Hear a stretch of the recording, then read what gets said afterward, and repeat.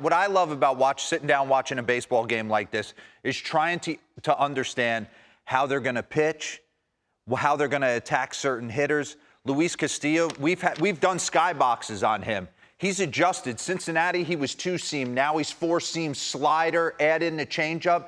Justin Verlander had his lowest miles per hour velocity-wise on his heater last night and was still able to go 8 shutout. You think that less is more kind of thing, or? I just think they understand who they are. Maybe in the pen he figured out he didn't have his A-game heater. He still elevated. I'll get into it. He still was able to elevate it and strike some guys out, but he has set the tone this year with more changeups, more breaking balls to left-handers.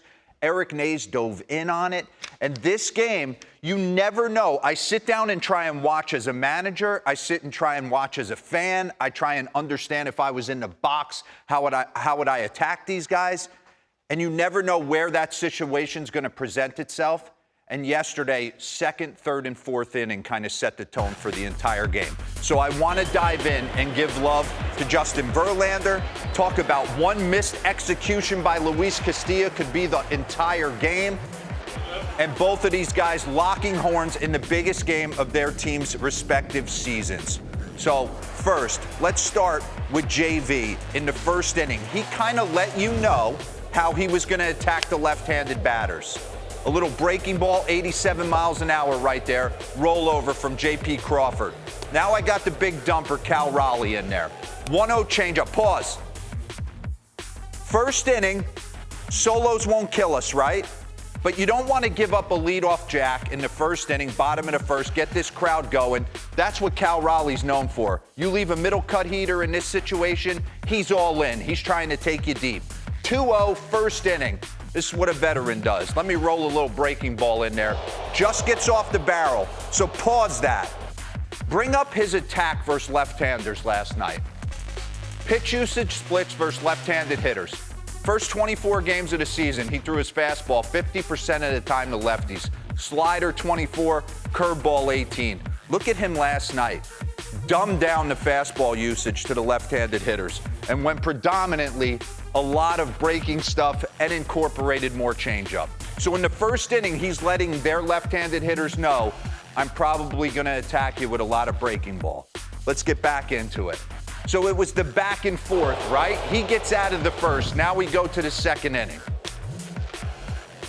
I don't understand how Jose Abreu doesn't score on that play right here. Pause. Okay, got it. Infield in. Nobody out. You're not going on contact. This is a read play. But you have to score this run.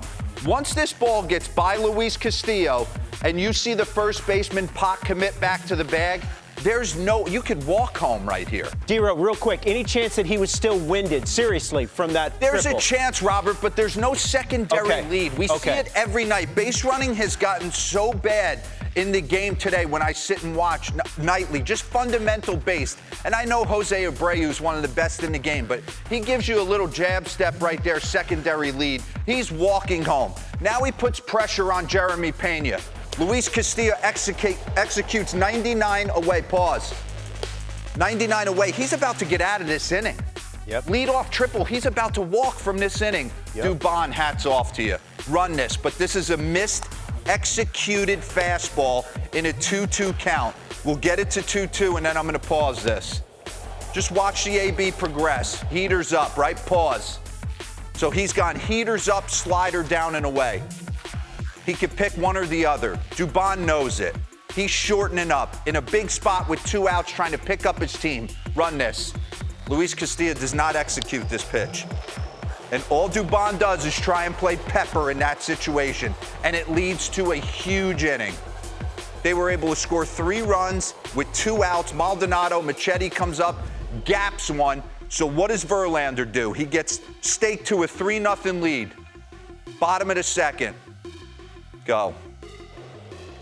I'm going to punch out the side.